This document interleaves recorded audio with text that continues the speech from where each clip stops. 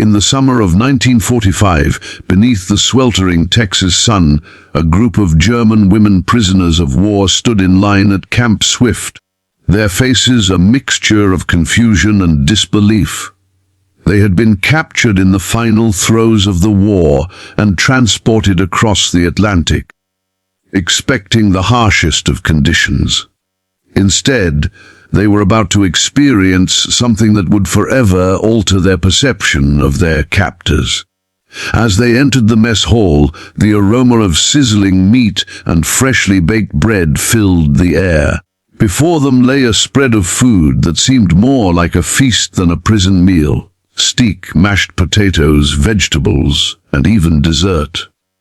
One woman, unable to contain her astonishment, whispered, "They called this dinner."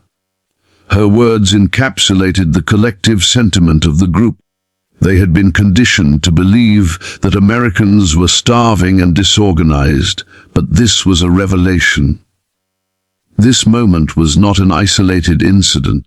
Throughout the United States, German POWs, including women, were held in various camps, and their experiences with American food were similarly astonishing. In Louisiana, for instance, POWs were provided with meals that were often more varied and nutritious than what they had access to back home. German cooks, using ingredients supplied by the U.S. Army, prepared dishes that included pork roast, carrots, potato salad, and meatloaf. Breakfasts featured cereal, toast with jam, eggs, and coffee. These meals were a stark contrast to the meager rations they had endured during the war. The abundance of food was not just the sun had just begun its descent over the rolling fields of central Texas in the summer of 1945. A soft, golden haze settled over Camp Swift, one of the many U.S. Army prisoner of war camps scattered across the country. German female POWs, many barely in their 20s, lined up in an orderly formation outside the wooden barracks, their faces reflecting exhaustion, confusion, and a faint curiosity about what awaited them inside. They had endured months of transport across the Atlantic, clinging to rumors of harsh and unforgiving conditions. Inside the mess hall, the aroma of roasted meat, fresh bread, and simmering vegetables permeated the air, startling the women as if the scent itself was a foreign language. Before them lay a sight they could scarcely have imagined: long tables neatly arranged with trays holding steak, mashed potatoes, buttered rolls, sliced fruits, and even a selection of puddings and desserts. One prisoner muttered under her breath, her voice trembling, "They called this dinner." The words seemed to hang in the air, echoing a collective astonishment that was mirrored in every pair of eyes around her. Many of the women had survived on meager rations in Germany: thin soups, scraps of bread, and rationed vegetables. Food had become a daily reminder of scarcity and struggle, a tangible symbol of wartime deprivation. To encounter such abundance now, in a camp run by their supposed enemies, was both disorienting and humbling. They had been taught to view Americans as careless, overt, and chaotic, but here was evidence to the contrary. At Camp Swift, and similarly at other U.S. camps in Louisiana, Arizona, and California, these young women discovered that American meals were not only plentiful, but prepared with care. Skilled cooks, often German POWs themselves, under the supervision of American chefs, crafted dishes that were nutritionally balanced and visually appealing. There was pork roast with glazed carrots, meatloaf garnished with parsley, creamy mashed potatoes, and freshly baked bread. Breakfast consisted of eggs, cereal, buttered toast with jams, and steaming cups of coffee. Each meal was a reminder of structure, order, and an unexpected kindness. The psychological impact of such treatment cannot be overstated. For many of these women, indoctrinated with years of Nazi propaganda, Their worldview had been rigidly shaped to see the Allies as morally inferior and disorganized. The reality of life in these camps shattered that narrative. They began to witness acts of courtesy, guards who spoke gently, medical care for the sick, and the regular provision of supplies to ensure basic comfort. Every meal became a ritual of recognition, a small but profound assertion of their humanity. Some of the women initially reacted with suspicion. They were trained to expect cruelty and deception, and acts of kindness were met with disbelief. Whispers circulated about whether the food was poisoned or if hidden strings existed behind every gesture. It took days, sometimes weeks, before trust began to form. During this period, shared conversation among prisoners helped bridge the emotional gap. They spoke quietly of their homes, siblings, and past experiences, gradually realizing that despite the war, they were treated not as enemies to be punished, but as human beings worthy of care.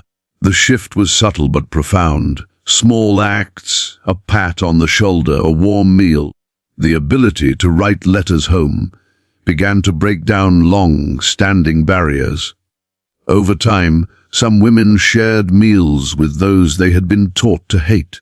Laughter, rare at first, emerged from whispered jokes and shared stories.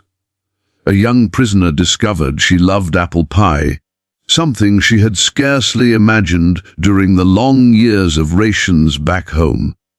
The pleasure of taste became intertwined with the awakening of empathy and understanding. Letters and journal entries from some of the women later recounted the disbelief at the first dinner. One entry described the shock at seeing meat that wasn't grey and rubbery, bread that wasn't hard and tasteless, and vegetables that were fresh and vibrant. The mundane act of eating became an emotional event, triggering reflections on the war, personal loss, and the absurdity of enduring suffering when the world could offer so much more. These meals were not merely sustenance. They were a quiet form of cultural diplomacy, conveying an unexpected generosity of spirit. The routines of camp life further contributed to a sense of stability and safety. Each morning, the women awoke to orderly roll calls, clean sleeping quarters, and predictable schedules. Meals punctuated the day, creating a rhythm that contrasted sharply with the chaos of wartime Germany. The simple act of knowing when they would eat, sleep, or engage in chores provided a sense of security previously unknown to them. It was in these routines that many began to recover not just physically but emotionally, as the predictability of care became a balm to lingering fear. Friendships developed between the women, and sometimes with American guards, over shared experiences at the mess hall. Conversations about recipes, childhood meals, or local produce created unexpected bonds. One guard, a young Texan with a dry sense of humor, would describe how his mother baked pies every Sunday, sparking nostalgic recollections among the POWs. Over time, mutual respect grew and prejudices eroded. The simple human connection formed over meals became a subtle but powerful agent of reconciliation. As weeks turned into months, the women became increasingly aware of the stark contrast between their camp life and the devastation in their homeland.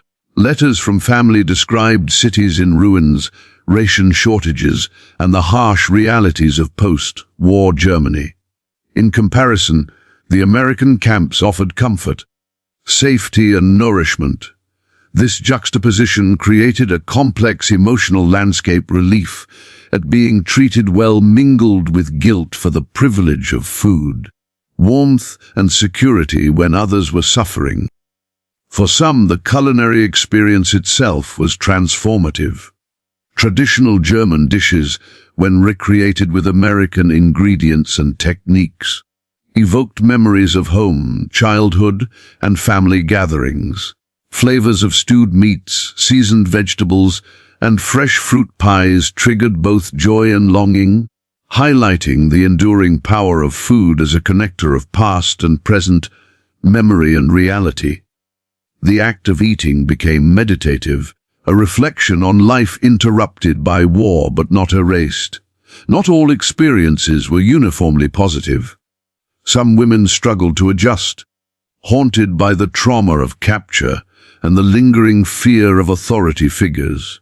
There were moments of tears and silent withdrawal, moments when the abundance of food felt almost surreal, a stark reminder of what they had been denied. Yet, the structured kindness of the American staff, combined with the shared understanding among prisoners, gradually mitigated these difficulties.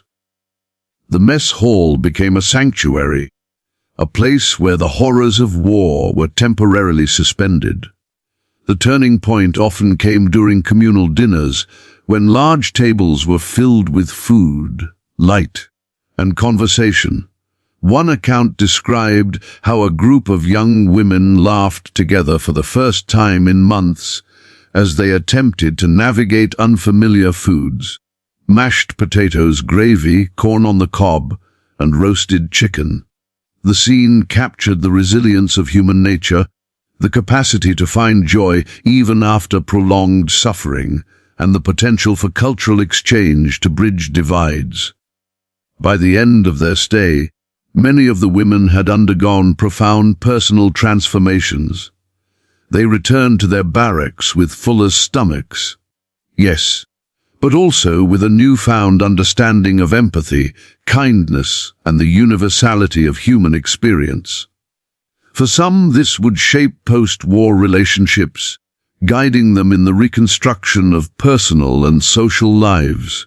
The memory of American food, once a source of disbelief, became emblematic of hope and the unexpected generosity that can emerge from even the most unlikely circumstances. The narrative of these women was shared in letters, memoirs, and oral histories. It offered a rare glimpse into the daily life of German female POWs in American camps and highlighted the intersection of war, culture, and humanity. Scholars noted that these experiences challenged simplistic notions of empathy, demonstrating how ordinary acts, serving a hot meal, treating prisoners with dignity, could alter perceptions and foster long-lasting bonds. Food, in this context, was not merely sustenance. It became a vehicle of subtle diplomacy, a lens through which the prisoners came to see their captors in a new light. It illuminated the contrast between wartime propaganda and lived reality, and it became a focal point around which trust, respect, and understanding could flourish. By the time the first repatriation flights were arranged, the women were not just physically nourished. They were emotionally fortified, equipped with memories that would outlast the bitterest memories of war. Even decades later, those who survived remembered that first dinner vividly. It was recounted in interviews, letters, and family stories as a moment of wonder, disbelief, and quiet revelation. The phrase, "they called this dinner," became symbolic, reflecting not only the abundance of American food, but the larger lesson of the war's aftermath, the possibility of humanity prevailing amidst conflict, and the surprising places where bridges can be built. The experience of these women sheds light on the broader historical context of POW treatment in the United States. While conditions varied by camp and commandant, the general policy emphasized humane treatment, adequate nutrition, and compliance with the Geneva Convention. The story of food, of carefully prepared meals and unexpected hospitality, becomes a microcosm of the Allies' broader approach to prisoners, a recognition that humanity need not be suspended even in wartime. By the end of their captivity, many women returned home carrying more than physical sustenance. They carried stories of dignity, kindness, and the paradoxical warmth of life under surveillance. These narratives challenged monolithic notions of enemy and revealed the layers of human complexity often obscured by war. The meals they received were touchstones of memory, anchoring them in experiences that combined survival, culture, and compassion. The act of eating, mundane yet profound, transformed perception and softened the edges of hatred. For the women of Camp Swift and other American POW camps, dinner was no longer a routine. It became an emblem of hope, a bridge across nationalities and ideologies. The taste of meat, the texture of fresh bread, the warmth of soup, these sensory experiences conveyed what words often could not. The recognition of shared humanity and the potential for reconciliation even in the aftermath of conflict.